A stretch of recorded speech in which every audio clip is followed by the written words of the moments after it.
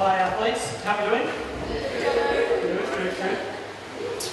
Look, I don't know what brings you to Sports Plus. Might be a variety of different things that have brought you along. And I also don't know necessarily what you think about Jesus. You might be curious about Jesus. You might doubt a few things about Jesus. Or you might also call yourself a Christian.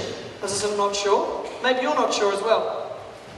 What I'm hoping to do tonight is at least offer a bit of a thought experiment on how Jesus might actually be significant or really valuable for every single human, and possibly for you as well. I'm going to start with a bit of a story though. This story involves a guy called Cody. Cody has begun the 2018 season of soccer, and he has a new coach. This coach has a big reputation as being a brilliant coach and has developed a lot of players from around Perth.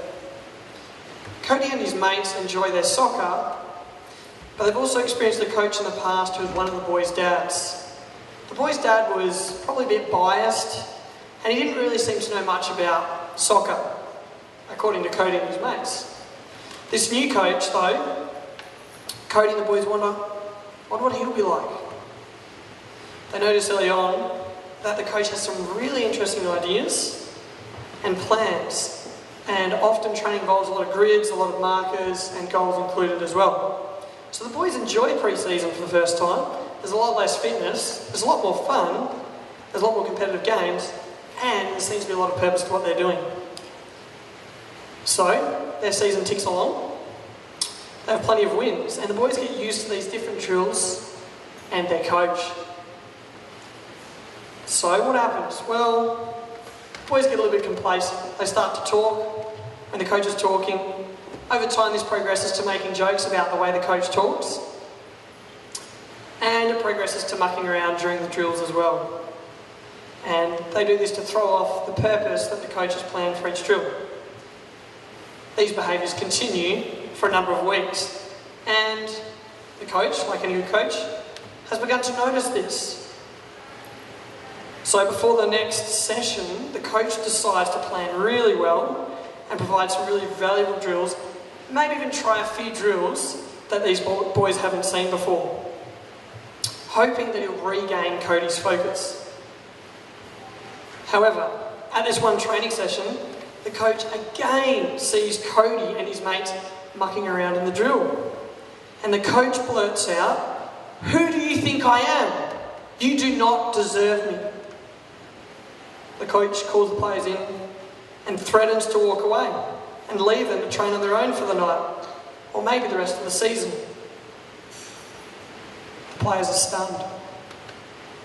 They're afraid of losing their great coach, and they promise to never muck around again. The boys even plead with him not to leave, and he agrees to stay. But the boys, they're a little bit afraid. Maybe this coach will change his mind though.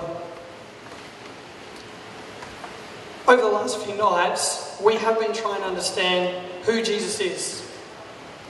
Who do you think Jesus is? And the question I'm going to be asking is, how do you think Jesus would have responded to this situation if he was the coach? We've seen earlier in the week that Jesus asks us who we say he is. This is crucial. He could be the Messiah, or he could be a fraud. We've seen from Jesus' actions that he might have the power to stop and control nature. And we've seen that Jesus even claims that we can't save ourselves because of sin. Now, God is like the perfect coach. He's way more brilliant than cocky Cody's coach, which we will find out a bit more about.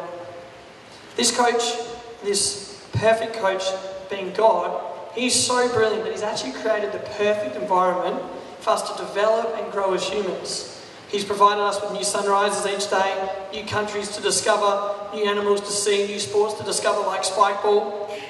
Yet we see, just like cocky Cody, we tend to grow complacent and we find ourselves turning away from this God, and we start to put our value in things different to what God values. We start to value what our friends think instead of what God thinks. we might even start to value what makes people laugh over what God wants. So God, this perfect creator who's created life and has perfect love and has created love, that God is angry at us who are humans who have now turned away and are now imperfect in God's eyes. And we deserve rejection, death and separation from God. We deserve God saying, you don't deserve me. That's what we as humans deserve, and that's what is probably referred to as wrath. God saying to humans, you don't deserve me. God should give us his anger and guilt trip us. But for some reason, instead he gives us Jesus, his son, who dies. But how does this help? How does this help a God who says to us, you don't deserve me? We're going to look at Mark chapter 15, verse 33 to understand this a little bit more. And this is when Jesus dies on a cross. Maybe you've heard this before. We're going to try and understand a little bit more. So, at noon, darkness came over the whole land until 3 in the afternoon. And at 3 in the afternoon, Jesus cried out in a loud voice, Eloi, Eloi, lema sabachthani, which means, my God, why have you forsaken me? When some of those standing near heard this, they said, listen, he's calling Elijah. Someone ran, filled a sponge with wine vinegar, put it on a staff and offered it to Jesus to drink. Now leave him alone. Let's see if Elijah comes to take him down, he said. With a loud cry, Jesus breathed his last. The curtain of the temple was torn in two from top to bottom. And when the centurion who stood there in front of Jesus saw how he died, he said, surely this man was the Son of God. So who is Jesus? Well, having a little bit of a thought experiment, and according to this account, which you may need to investigate, is it reliable to understand if this is who Jesus is? We understand that Jesus is God's Son, that God has a special relationship with Jesus, that God has incredible love for this Son. Jesus is almost like a prince. Now this prince has power to heal. We've already seen power to stop the seas, but also the power to live, and live in a way that God actually wants. So Jesus lives perfectly and loves all people with compassion like we saw this morning, but also loves God for his whole life. So would Jesus then deserve to receive God's anger or wrath? I mean, if we think about it, if this is true of Jesus, did Jesus ever obey God more or less? No. So would God then love Jesus any more or any less at any point? No. But we see, though, that Jesus lives the life we should have lived. And we see in this passage, though, that Jesus is calling out, my God, why have you forsaken me? Now, you may find it hard away from the Sports Plus community. This might be a really valuable community you enjoy. But imagine how hard it would be if you were God's chosen son who'd spent all of eternity with God who'd created love. And you experienced the most incredible love that no human has quite got to experience. Imagine being separated from that. Well, that is what Jesus seems to be experiencing here on the cross. And then some other things this passage or this part of the Bible helps us to understand is in verse 33, it talked about how the land was covered with darkness until 3 in the afternoon. If that was us at Sports Plus, well, we wouldn't be able to do most of our day if the land was covered in darkness. And what this is showing, if in a very physical and real way, it's not metaphorical, in a real way, that God's wrath, God's judgment is present. And Jesus is experiencing it.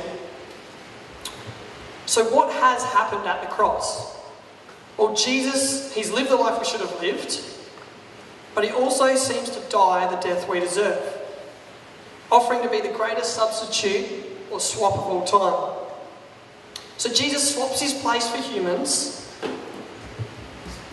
So that God now looks at Jesus as if it is us. And we're going to unpack that a little bit more with the next few slides.